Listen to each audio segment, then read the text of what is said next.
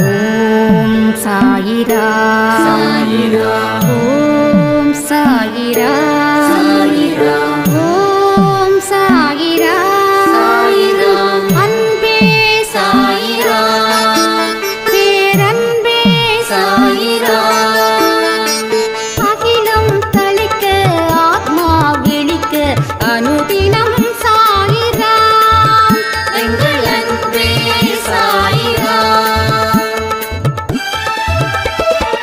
ஒன்றே இறைவன் ஒன்றே பூமிக்கென்றும் சாயிரா சரணம் சாயிரா நன்றே செய்து வாழ்வோம் நாம் ஒன்றே செய்து வாழ்வோம் அன்பே சாயிரா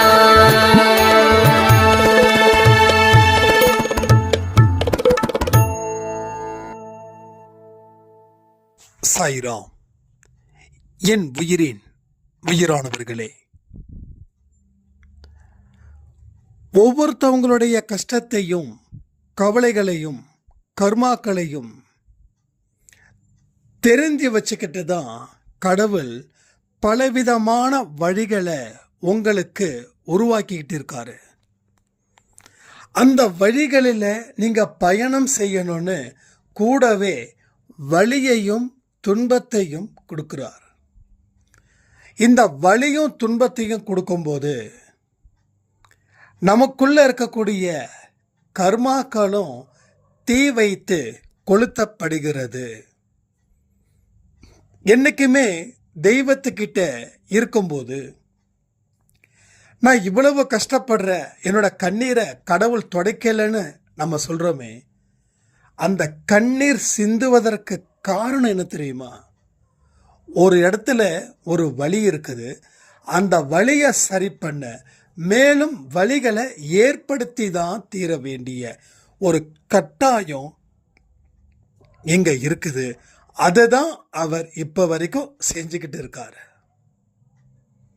உங்க ஒவ்வொரு வலிக்கும் அதுல இருந்து வர ஒவ்வொரு கண்ணீருக்கும் உங்க வாழ்க்கையில இனி நடக்கக்கூடிய மாற்றம் அது யாராலையும் நினைச்சு பார்க்க முடியாத அளவுக்கு அந்த வாழ்க்கை இருக்கும். அந்த லைஃப் ஸ்டைல் அப்படின்றது இருக்கும். நானும் ஆரம்பத்தில் என்னடா இது இவ்வளவு பெரிய ஒரு நம்பிக்கையோட வந்திருக்கோம், அந்த நம்பிக்கையை உடைத்து எரியறது போல இங்க ஒரு விஷயம் நடக்குது அப்படின்னு நானும் ரொம்ப கஷ்டப்பட்டேன். பயங்கரமா ஒரு மனசுல ஒரு சந்தேகமே வந்துடுச்சு. சும்மா என்னமோ வாழ்க்கை முடிஞ்சிடுச்சு, இதுக்கு மேலே ஒன்றும் இல்லை, ஏதோ சாயப்பான்னு சொல்லி கும்பிட்டு இருக்கிறோம், 10ல் 11 தான் இவரும் அப்படின்னு. ஆனால் அது இல்லை இல்லை இல்லைன்னு புரிய வைக்க அவர் முயற்சி பண்ணுறாரு. ஆனால் நம்மளுடைய மூளை நம்ம மனசு என்ன நினைக்க தோணும், இல்லை இல்லை எந்த கடவுளை கும்பிட்டாலும் உனக்கு பிடிச்சிருக்கக்கூடிய பீடை என்னவோ அது உன் கூட தான் இருக்கும், அது எந்த காரணத்தை கொண்டும் அதை தவிர்க்க முடியாது, அதை அறுத்து எரியவும் முடியாது. நம்ம கண்ணு சரியில்லைன்னா தூக்கி போட முடியுமா? நம்ம கை சரியில்லைன்னா தூக்கி போட முடியுமா? நம்ம முகம் சரியில்லைன்னா வேற முகத்தை வைக்க முடியுமா? அதுபோல நம்மளுடைய துரதிர்ஷ்டமும் நம்ம கூட தான் வரும். அது உடம்புல ஒட்டின ஒரு உறுப்பு மாதிரி, அதை பிரிக்க முடியாது, அதை எடுக்க முடியாது அப்படின்ற ஒரு மனநிலை எனக்குள்ள வந்துச்சு. அதுக்கப்புறம் ஒவ்வொரு விஷயங்களை யோசிக்கும் போது ஒரு பயம் வந்துருச்சு. ஒருவேளை இவரை வேண்டான்னு சொல்லிட்டா வேற ஏதாவது பிரச்சனைகள் வந்துருச்சுன்னா என்ன பண்றதுன்னு சொல்லி இன்னும் தீவிரமா நான் போறேன். தீவிரமா என்னுடைய பிரச்சனைகளை ஹேண்டில் பண்றேன். இப்போ வேற வழிகள் மூலமா. அப்போ ஏதோ ஒரு வழியை ஏற்படுத்துறதுக்கு தான் ஒரு வழியை கொடுத்தாருன்னு சொன்ன இல்லையா, அது அங்கே வந்துச்சு. அப்போ மாற்றுப்பாதையில் செல், உன்னோட வாழ்க்கையில் உனக்கு எதிர்பாராத திருப்பங்கள் வந்து சேரும் அப்படின்னு ஒரு வார்த்தைக்கு தகுந்த ஒரு வழி எனக்கு கிடைச்சது. அப்போ உங்கள் வாழ்க்கையில் துன்பம் டெஃபினட்டாக வரும். அந்த துன்பத்தை பார்த்து பேக் அடிக்கக்கூடாது. நல்ல தெம்பா நிற்கணும். அதில் பலவிதமான சிக்கல்களும் இருக்கும். அந்த சிக்கல்களை எப்படி கலைக்கிறதுன்னு தெரியாமல் முழிச்சுக்கிட்டு இருக்கக்கூடாது. முயற்சி பண்ணுங்க. முயற்சி பண்ண சிக்கல்கள் எங்கே இருந்து உருவாச்சுன்னு தெரியும். அந்த அடி நாத்தம் சொல்கிறாங்களே, அங்கே இருந்து தான் அந்த சிக்கல் ஆரம்பமாகுது. அந்த இடத்த இப்படி உன்னோட அத்தனை சிக்கலும் கலைஞ்சிடும். ஸோ இப்படிப்பட்ட ஒரு சூழ்நிலை தான் சாயப்பா எனக்கு கொண்டு வந்து கொடுத்தாரு. அதில் இருந்து தான் வாழ்க்கை ஒவ்வொரு படியாக மேலே வந்துக்கிட்டே இருக்குது. இப்போ வரைக்கும் ஏறுமுகம்தான், இறங்கு முகமே இல்லை. அதுதான் உங்களுக்கு நான் சொல்கிறேன். பயங்கள், துன்பங்கள் எல்லாமே உங்கள் வாழ்க்கையில் இருக்கணும். ஆனால் அதுவே வாழ்க்கையாக மாறிடக்கூடாது. தைரியத்தை எந்த காரணத்தை கொண்டும் இங்கே இழந்துட்டா வாழ்க்கையே இல்லை. துணிவு ஒன்றே கடவுள் நம் பக்கம் வருவதற்கு உண்டான ஒரு வழி. ஆனால் நிறைய பேருக்கு பயத்தின் அடிப்படையில் வாழ்க்கையாக வாழ்ந்து பயத்தின் அடிப்படையில் கடவுள் கிட்ட போகிறாங்க. அதனால தான் அங்கே பலவிதமான இடியும் பலவிதமான வேதனைகளும் தொடர்ந்து வந்துக்கிட்டே இருக்குது. அது உச்சத்தில் கூட இருக்குது. ஸோ உச்சத்தில் இருக்கிறத குறைக்கணும்னா ஒரே வழி தைரியம், நம்பிக்கை. என்னுடைய தைரியமும் என்னுடைய நம்பிக்கையும் வீண் போகாது. கமெண்ட் பண்ணுங்க. எனது தைரியமும் நம்பிக்கையும் வீண் போகாது. எனது தைரியமும் நம்பிக்கையும் வீண் போகாது. எதை வச்சுங்க நீங்கள் இப்படி சொல்கிறீங்க அப்படின்னு கேட்டால், யாரை வச்சு சொல்ல முடியுமோ அவரை வச்சு சொல்கிறேன். அவர்தான் நம்மை காக்கும் தெய்வமாக இருக்கக்கூடிய சாய் சாய் சாயப்பா. அவரோட வார்த்தைகளை சொல்லும்போது, அவருடைய பேரை சொல்லும்போது சும்மா பயங்கரமாக இல்லை, பேரை கேட்டாலே அதிருதுன்னு நம்ம தலைவர் ஒரு படத்தில் சொல்லுவார். அது போல் சாய் அப்படின்னு சொல்லுங்க, அன்பே சாய் அப்படின்னு சொல்லுங்க, சாயப்பான்னு சொல்லுங்க. அப்படி ஓடி வந்து நிற்பார். இல்லை ஒரு தைரியத்தை வர வைப்பார். இங்கே இருக்கிற அத்தனை பேருக்கும் அப்பா எவ்வளோ பெரிய ரோல் மாடல். நம்ம அப்பாவுக்கு ஏஜ் ஆகி இருந்தாலும் ஒரு பிரச்சனை அப்படின்னு வந்தால் என்னப்பான்னு ஒரு வார்த்தை கேட்டால் ஒன்றும் இல்லைப்பான்னு சொல்கிறோம். ஏன் தெரியுமா? மனசுக்குள்ள அவருடைய நம்பிக்கை நமக்குள்ளே இருக்கிறதால ஒன்றும் இல்லைன்னு சொல்கிறோம். அப்போ அது போல தான் சாயப்பாவும். அவர்கிட்ட ஓப்பன் ஹார்ட்டடாக இருங்க, ஹானஸ்டாக இருங்க. நம்பிக்கை வைங்க, வைக்காமல் போங்க, அது பிரச்சனை இல்லை. But to be honest, to be confident, இந்த ரெண்டு இருந்தாவே போதும். அவர் உங்களை எங்கேயோ கொண்டு போய் சேர்ப்பார், எங்கேயோ. அப்போ இது எல்லாமே உங்கள் வாழ்க்கையில் ஒரு வலியும் வேதனையும் மிக மிக அவசியம். அதுதானே ஒவ்வொரு படிக்கட்டாக மாறுது வெற்றின்ற கோப்பையை பிடிக்க. அடிக்கல்லு தானே முதல் கல்லை கொண்டு போய் சேர்க்குது. அப்போ எல்லாமே தேவை, ஆனால் எல்லாமே அளவோடு இருக்கணும். அளவுக்கு மீறின தைரியமும் அளவுக்கு மீறின நம்பிக்கையும் இருக்கக்கூடாது. அதே போல் அளவுக்கு மீறின பயமும் அளவுக்கு மீறின சோர்வும் இருக்கவும் கூடாது. இன்னைக்கு காலையில் சொன்னு நினைக்கிறேன், விழுவது தப்பே இல்லை, ஆனால் விழுந்து கிடப்பது தான் தப்பு. இங்கே விழுந்துட்டாவே தப்பு நினைக்கிறீங்க. ஏன் நினைக்கிறீங்க? விழுந்தா தப்பா? எவன் சொன்னான்? தோத்தா தப்பா? எவன் சொன்னான்? அவமானப்பட்டா அசிங்கமா? எவன் சொன்னான்? உலகம் உங்களை ஒரு போலியான வார்த்தையை சொல்லி நம்ப வச்சுக்கிட்டே இருக்குது. தோத்துடாத, அவமானப்படாத.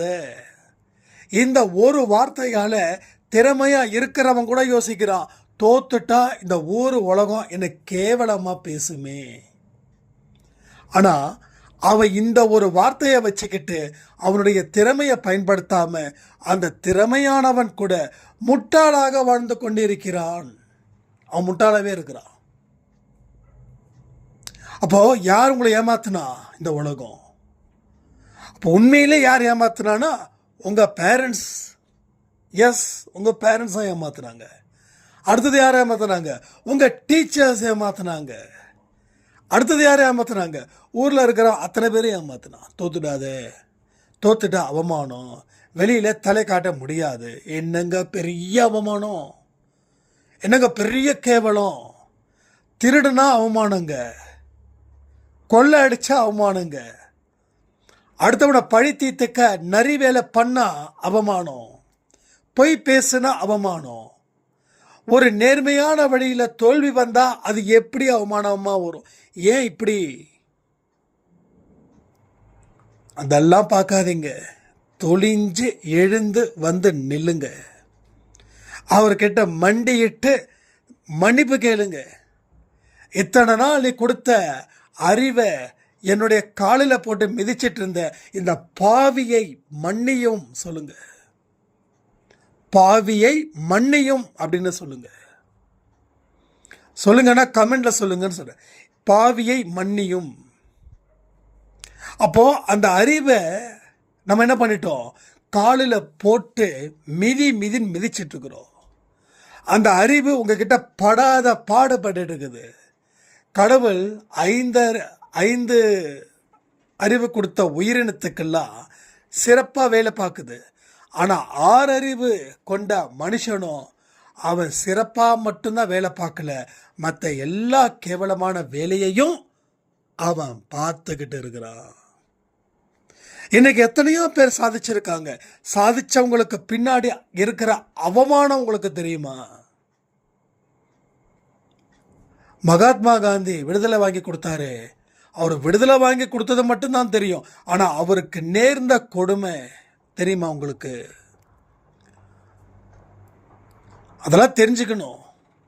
பெரிய பெரிய அறிஞர்கள், மேதைகள், தொழிலதிபர்களுடைய சுயசரிதையை படிக்க முயற்சி பண்ணி பாருங்க. அதில் நிறைய அவங்க விட்ட கண்ணீர் தான் ஜாஸ்தி இருக்கும். தொடர்ந்து போராடி போராடி அவமானத்தை சம்பாதிச்சாங்க. ஆனால் அத்தனை அவமானமும் அவங்களுக்கு வெற்றி படிக்கட்டாக தானே மாறிச்சு. அந்த நிலைமை நமக்கு ஏன் வரலன்னா, ஒரு ஸ்டேஜுக்கு மேலே நம்ம பாயவே இல்லை, ஒரு ஸ்டேஜுக்கு மேலே நம்ம நடக்கவே இல்லை, ஒரு ஸ்டேஜுக்கு மேலே நம்ம எழுந்திருக்கவே இல்லை. அப்படியே இருந்துட்டோம். சும்மா கிடக்கிறது சுகம்னு நினச்சி வாழ்ந்துட்டோம். இன்னும் 10 பேர் சேர்ந்தாங்க. அவங்களும் அதே தான் சொன்னாங்க. ஒன்றும் இல்லை, இந்த 10-10:30 மணிக்கு பக்கமாக அந்த பார்க்கு பக்கம் போங்களேன். அங்கே பாருங்க, என்ன அழகான தூக்கம். 20 வயசுல இருந்து 80 வயசு வரைக்கும் இருக்கக்கூடியவங்க, அவ்வளோ அழகான தூக்கம். சரி, 80 வயசை விட்டுருங்க, 20ல இருந்து 40, 45, 50, இது எவ்வளவு பெரிய ஏஜ் தெரியுமா? இந்த ஏஜ் சாதிக்க வேண்டிய ஒரு ஏஜ். ஆனால் தூங்கியே மனிதர்கள் வாழ்ந்துகிட்டு இருக்காங்க. அப்போ இதுக்கு என்ன காரணம்? அவங்களுக்கு திறமை இல்லையா? திறமை நிறைய இருக்கு. எல்லா மனுஷனுக்கும் திறமைகள் இருக்கு. திறமை இல்லாதவன் மனிதனாக இருக்கவே முடியாது. எல்லா உயிரினத்துக்கும் திறமை இருக்குதுங்க. சாதாரண எறும்புக்கு திறமை இருக்குது. அது பார்த்தீங்களா? சாப்பாடை எப்படி எடுத்துகிட்டு போகுதுன்னு அழகா. சிலது பார்த்தீங்கன்னா சாப்பாடு ரொம்ப பெருசாக இருக்கும், 3-4 அழகாக தள்ளிட்டு போகும். சே, எறும்பு தானே அப்படின்னு சொன்னீங்கன்னா நீங்கள் தான் சீ ஆவீங்க. அந்த எறும்போட உழைப்பை பாருங்க, அந்த எறும்போட போராட்டத்தை பாருங்க. ஒரு பெரிய சல்யூட் கொடுங்க. நம்ம என்ன பண்ணுறோம்? சின்ன உயிரினத்தை மதிக்கிறது இல்லை. ஆனால் எவ்வளவு சின்ன உயிரினமாக இருந்தாலும் அதுக்கும் ஒரு ஆன்மா இருக்குதுன்றதை மறந்துட்டோம். ஏன்னா நம்மளுடைய தேடுதல் எதை தேடி தெரியுமா இருக்குது? பணத்தை தேடி தான் இருக்குது. இங்கே பணம் ஒரு மனுஷனுக்கு முக்கியம்.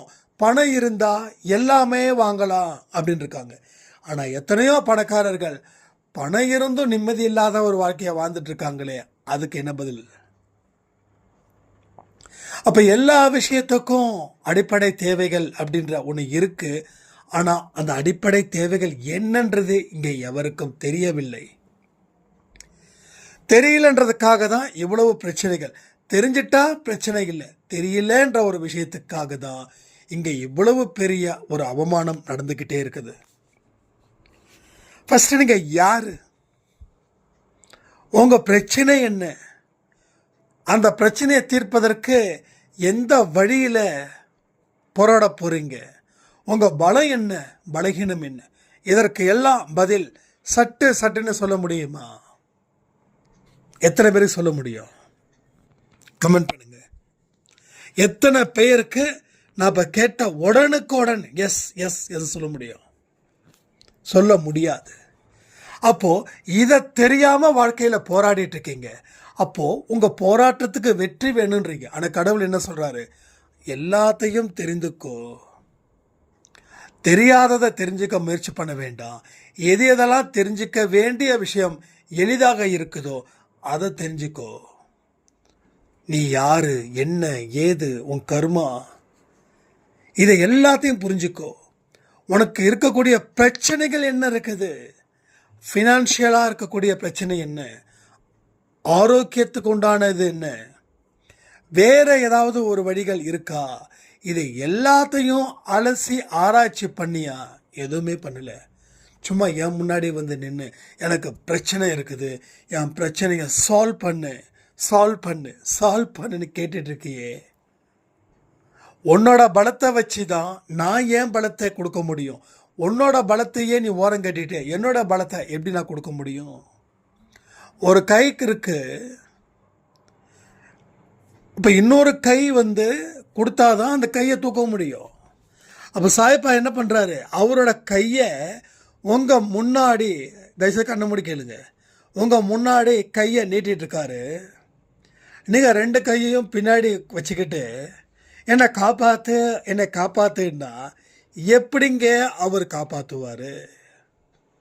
ஸோ உங்கள் கை தான் ஒரு பலம், உங்கள் கை தான் ஒரு நம்பிக்கை.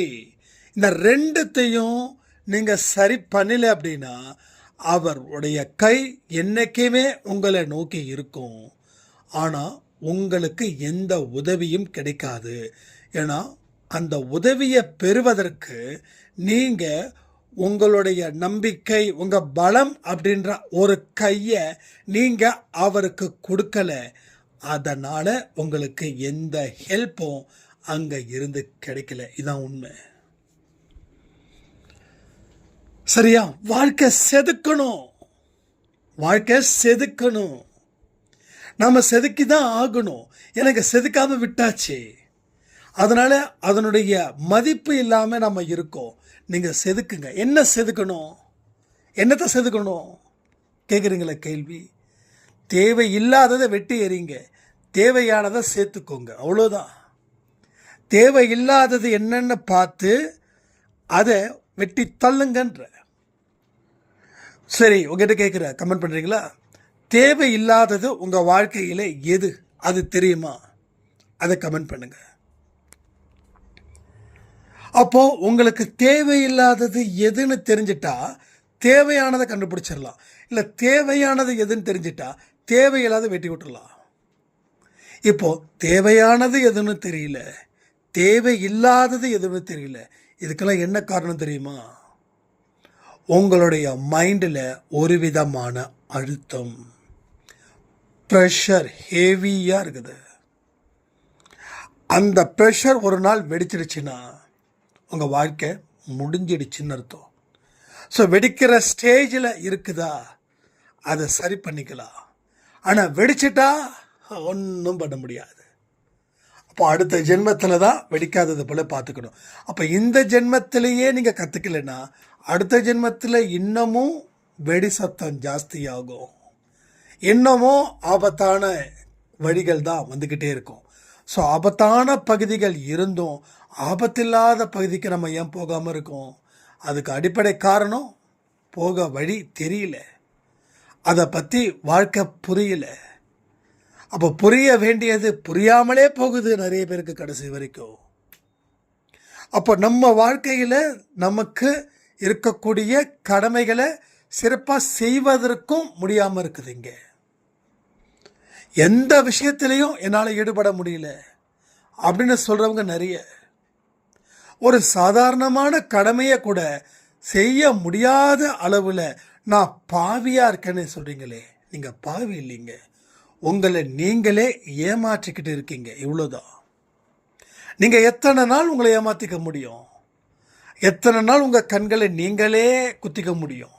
ஸோ இதுக்கெல்லாம் ஒரு வழி தேவையில்லையா? ஸோ புரிஞ்சுக்கோங்க. புரிய புரிய புரிய தான் உங்கள் வாழ்க்கையில் எங்கே அந்த பொக்கிஷம் இருக்குதுன்றது தெரிஞ்சுக்க முடியும்.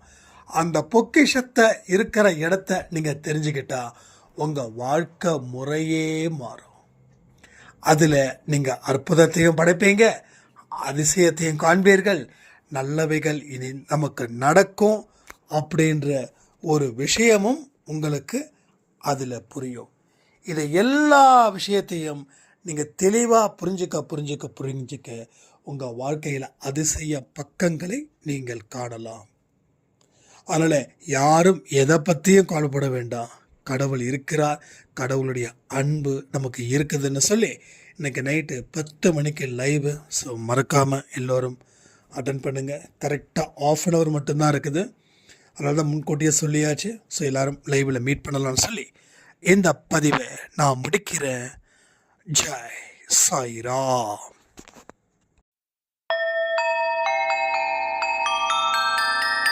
ஓம் சாயிரா. சாயிரா.